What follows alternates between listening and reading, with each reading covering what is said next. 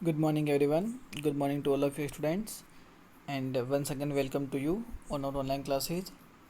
And देखिए students, last वाली class के अंदर हमने वर्ड प्रॉब्लम्स के बारे में डिस्कस किया था और आज उसके आगे वाले क्वेश्चंस करना है हमें। हमने प्लस का भी कर लिया था, माइनस का भी कर लिया था, मल्टीप्लाई भी कर लिया था। आज हमें डिवाइड के जो वर्ड प्रॉब्लम्स है इसको एक बार डिस्कस करना है। तो क्वेश्चन नंबर 8 देखिए आप इसका। इससे जो पहले वाले हैं वो जो मैंने करवाए वो आपको करना है, जो हमने नहीं किया है उनको आपको नहीं करना है, क्योंकि वो सेम ही मेथड से हो रहे हैं, तो फालतू में टाइम वेस्ट करने से कोई मतलब नहीं है। ओके, अब आप इसका नंबर 8 देखिए। To stitch a shirt 2 metre and 15 centimetre cloth is needed out of 40 metre cloth, how many shirts can be stitched and how much cloth will remain. And hint भी लिखा है, कन्वर्ट डाटा इन सेंटीमीटर। तो सबसे पहले तो hint में भी दे रखा है, तो फिर हमें उसको सेंटीमीटर में कन्वर्ट तो करना है ही। लेकिन पहले आप देखिए क्वेश्चन में पूछा हुआ क्या है, क्वेश्चन की लैंग्वेज को समझिए आप। अगर हम क्वेश्चन की लैंग्वेज को समझे तो क्या लिखा हुआ है, टू स्टिच शर्ट, एक शर्ट को सिलने के लिए आपको 2 मीटर एंड 15 सेंटीमीटर क्या चाहिए, क्लॉथ चाहिए। ठीक है, इतना क्लॉथ आपको चाहिए वन शर्ट को स्टिच करने के लिए, सिलने के लिए। Out of 40 metre cloth, 40 metre cloth जो है, अगर 40 मीटर क्लॉथ आपके पास है तो आपको ये बताना है कि उससे कंप्लीट कितने शर्ट्स हम स्टिच कर सकते हैं, सिल सकते हैं, और 40 स्टिच करने के बाद में कितने सेंटीमीटर क्लॉथ जो है वो और बच जाएगा। लिखा ना विल रिमेन, तो रिमेन का मतलब होता है बचा हुआ। तो ये भी आपको बताना है कि देखो 40 मीटर से कितने शर्ट बनेंगे, और शर्ट बनने के बाद में जो पीछे रिमेनिंग जो क्लॉथ रहेगा वो भी आपको इसके अंदर फाइंड करना है। तो देखो अगर आपको कभी भी ऐसे क्वेश्चन पूछते हैं ना, ज़्यादा दे रखा है उसमें से पूछ रहा है कि इस टाइप के कितने बनेंगे, है ना। जैसे यहाँ 40 मीटर दे रखा है, इसमें से आपको ऐसे पीस के डिवाइड करना है ना। देखो यानी कहने का मतलब ये है 40 मीटर में से 2 मीटर एंड 50 सेंटीमीटर तो हमें अलग अलग करना है ना। तो ऐसी कंडीशन में हमेशा क्या होता है, डिवाइड होता है। तो आपको डिवाइड तो करना है, लेकिन है ना आपको सबको पहले सेंटीमीटर में कन्वर्ट करना पड़ेगा। सेंटीमीटर में कन्वर्ट कैसे करते हैं, यहीं पे समझ लीजिए आप। 1 मीटर इज इक्वल टू होता है 100 सेंटीमीटर। क्या होता है, 1 metre is equal to 100 centimetre. और ये आपको हमेशा ध्यान रखना है, अगर 1 metre is equal to 100 centimetre होता है, तो अगर आप कभी भी मीटर से सेंटीमीटर बनाएंगे तो आपको 100 से मल्टीप्लाई करना पड़ेगा। किससे मल्टीप्लाई करना पड़ेगा, 100 से मल्टीप्लाई करना पड़ेगा। अब देखिए हम क्वेश्चन को सोल्व करते हैं इसको। यहाँ से देखिए आप। देखिए सबसे पहले क्वेश्चन नंबर जो 8 लिखा हुआ है ये पास में एक्सरसाइज 7.4 चल रहा है आपका। एंड यहाँ पे लिखा है 2 मीटर 15 सेंटीमीटर। तो सबसे पहले मैं क्या करूँगा, सेंटीमीटर के अंदर कन्वर्ट। देखो 15 सेंटीमीटर तो 15 सेंटीमीटर है ही, या तो सेंटीमीटर का सेंटीमीटर रहेगा। 2 मीटर, 1 मीटर में मैंने अभी बताया था 100 सेंटीमीटर। 2 मीटर में कितना हो जाएगा, 200 सेंटीमीटर। तो देखो यहाँ पे मैंने क्या किया है, 2 मीटर की जगह मैंने लिखा है 200 सेंटीमीटर, और 15 सेंटीमीटर का 15 सेंटीमीटर आएगा। और इन दोनों को प्लस करने से क्या आ जाएगा, 215 सेंटीमीटर। यानी कि एक अगर शर्ट को मैं स्टिच कर रहा हूँ, सिल रहा हूँ, तो मुझे 215 सेंटीमीटर क्या चाहिए, क्लॉथ चाहिए। ठीक है ना। 215 सेंटीमीटर बोलिए, या फिर आप 2 मीटर एंड 15 सेंटीमीटर बोलिए, दे आर इक्वल। ठीक है ना, वो दोनों इक्वल ही है। अब देखिए ये तो हमने एक का जो मेजरमेंट था उसको हमने सेंटीमीटर में कन्वर्ट किया है। अब जो आपके पास में टोटल जो क्लॉथ है उसको भी सेंटीमीटर में कन्वर्ट करना पड़ेगा, क्योंकि सेंटीमीटर का जो नंबर है वो आपको सेंटीमीटर वाले के साथ में डिवाइड करना है। मल्टीप्लाई में भी सेंटीमीटर का सेंटीमीटर के साथ में होगा, प्लस में भी साथ में होगा, माइनस में भी साथ में होगा।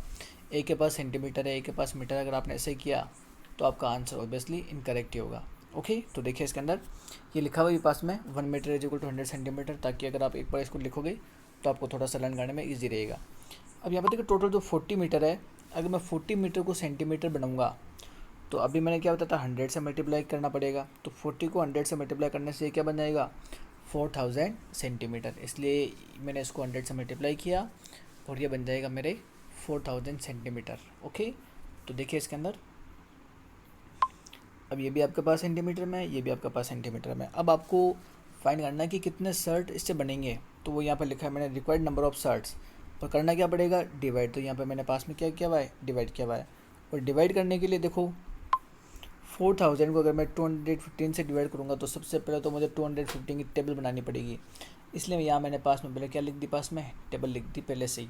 और टेबल कैसे बनती है, अगर आपको किसी भी नंबर का सर 215 की टेबल तो हमें आती नहीं है, किसी को नहीं आती है 215 की टेबल, आपको क्या करना पड़ेगा, बनाना पड़ेगा। बनाते कैसे हैं, 215 को पहले 1 से मल्टीप्लाई करना है, फिर 2 से करना है, फिर 3 से करना है, फिर 4 से करना है, फिर 5 से करना है, फिर 6 से, यानी कि उसको 1 से लेकर 10 तक आपको मल्टीप्लाई करना है। सारे नंबर से मल्टीप्लाई करने से क्या बन जाएगी, उसकी टेबल बन जाएगी। ठीक है, ये वाला मेथड ईजी, आप ऐसे भी कर सकते हैं।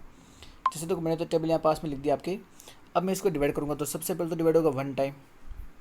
ठीक है, 215 यहाँ पे आ गया डिवाइड के अंदर, माइनस करने से 185 आएगा, फिर ये पीछे वाला 0 इसके पास में आ गया। अब ये कितने टाइम डिवाइड होगा, अब ये डिवाइड होगा 8 टाइम, तो आएगा 1720। अब 1720 को माइनस किया, क्या देगा 130। डिवाइड मैं जल्दी करवा रहा हूँ आपको, क्योंकि मेरे हिसाब से डिवाइड सारे बच्चों को तो आता ही है, कोई बड़ी बात नहीं है इसके अंदर। ठीक है, और देखिए ये डिवाइड हो गया कंप्लीट। अब देखो ये 0 भी यहाँ पे आ गया, अब इसके आगे तो कुछ है नहीं आपके पास में, तो देखो ये तो आ गया 130, ऊपर आ गया 18। अगर आप डिवाइड से आंसर फाइंड कर रहे हो तो इस बात को हमेशा ध्यान रखिएगा आप, जो ऊपर आ रहा है ना, जिसको बोलते हैं क्वोशेंट, क्या बोलते हैं क्वोशेंट, जो क्वोशेंट है वो हमेशा क्या होगा, आंसर होगा। अगर आप डिवाइड से आंसर फाइंड कर रहे हो तो जो ऊपर का जो होता है ना, ये होता है आंसर। यानी कि कहने का मतलब ये है 18 शर्ट्स तो कंप्लीट बनेंगे, कितने बन जाएंगे 18 शर्ट्स तो कंप्लीट उससे स्टिच हो जाएंगे, और जो 18 शर्ट्स होने के बाद में पीछे जो कपड़ा बचेगा वो बचेगा 130 सेंटीमीटर। तो यहाँ पर मैंने वो डिटेल से लिखा हुआ है, 18 shirts can be stitched and 130 centimetre will remain, यानी कि 130 सेंटीमीटर पीछे बच भी जाएगा और 18 शर्ट्स भी उससे हम स्टिच कर सकते हैं। ठीक है, तो देखो ऐसे करना है आपको, ऐसे क्वेश्चन में हमेशा डिवाइड करना है, ये कंसेप्ट आपको अपने माइंड के अंदर रखना है। अब आप इसका एक क्वेश्चन और देखिए, ये सेम टू सेम पिक आपको मिल जाएगी, आपको इसको देखकर सेम टू सेम करना है। ओके,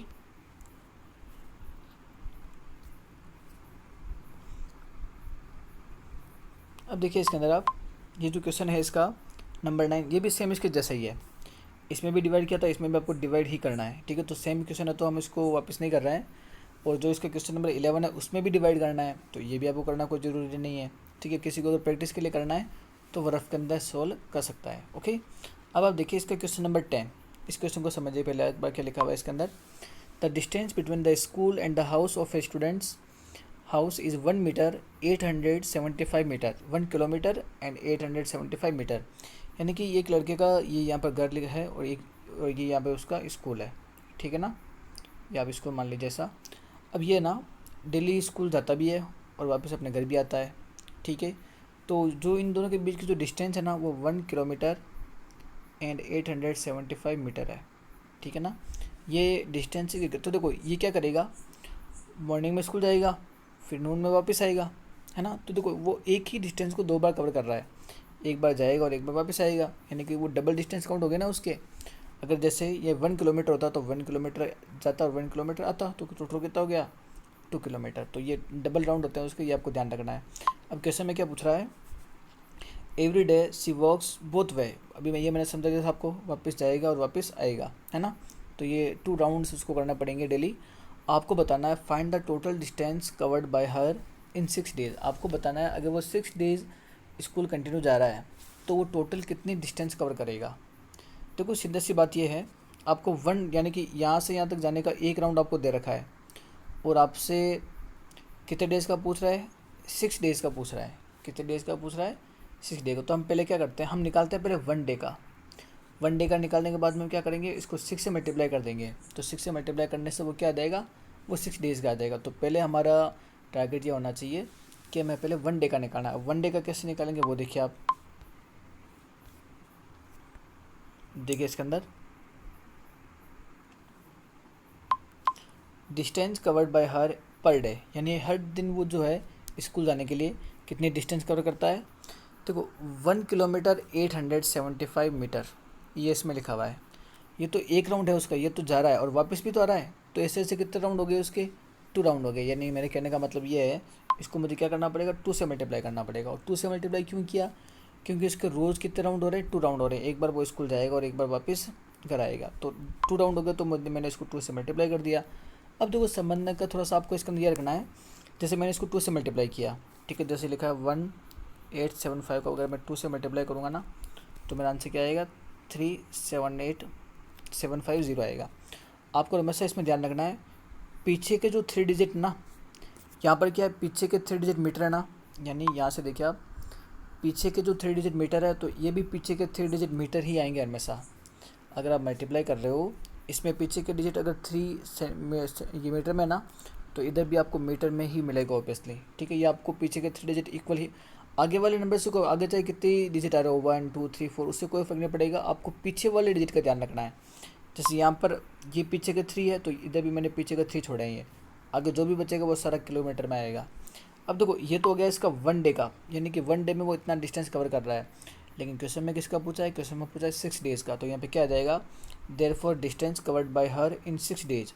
ये तो 1 डे का है और मुझे 6 डे का निकालना, तो मैं इससे क्या कर लूँगा, इसको 6 से मल्टीप्लाई कर दूँगा, ठीक है। तो ये आ जाएगा टोटल डिस्टेंस वो 6 डेज़ के अंदर कितना कंप्लीट करेगा। तो देखो 6 से मल्टीप्लाई करने से क्या आ गया, 6 को मल्टीप्लाई करने से थोड़ा सा यहाँ से मिसप्रिंट हो गया था, पहले यहाँ पर गलती से मैंने यहाँ पर 3 की जगह 2 लिख दिया था, तो ये थोड़ा सा मिसमैच हो रहा है, तो देख लेना, वैसे तो आपको दिख रहा है। इस देखो इस कंप्लीट को मल्टीप्लाई करने से अगर मैं 3750 को मल्टीप्लाई करता हूँ 6 से, तो क्या आएगा मेरा आंसर 22,500 ये आ रहा है।